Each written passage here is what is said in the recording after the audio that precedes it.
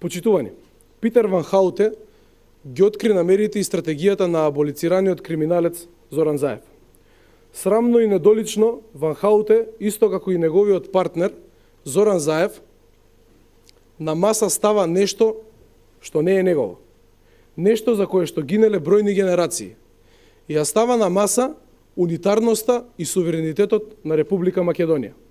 Питер Ван Хауте отвара дебата за федерализација на Република Македонија, чин кој најостро треба да се осуди.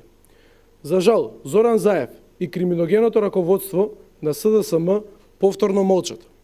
Молчат како што молчеа и за скандалозните изјави на албанската пратеничка Месила Дода, која директно му се закани на Заев дека доколку отстапи од платформата, тогаш албанците ќе се обиделе околу идејата на Илирида. Молчат исто како што молчеа кога Зијадин Села, реформскиот адут на Зоран Заев, го негираше македонскиот идентитет и тврдеше дека пред 100 години не постоеле македонци.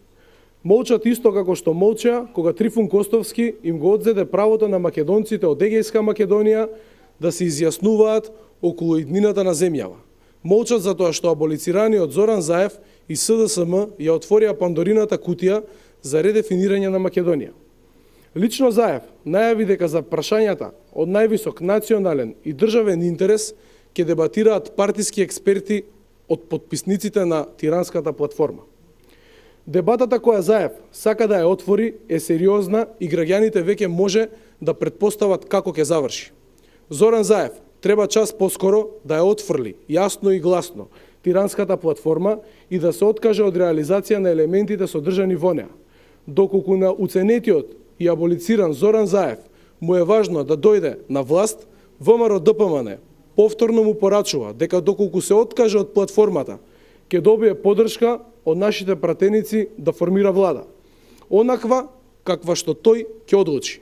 Исто така, ако се уште размислува да ја реализира платформата, тогаш нека прифати парламентарни избори заедно со локалните, па граѓаните ќе може да кажат што мислат за неа. Најдобрата дебата на оваа тема се изборите.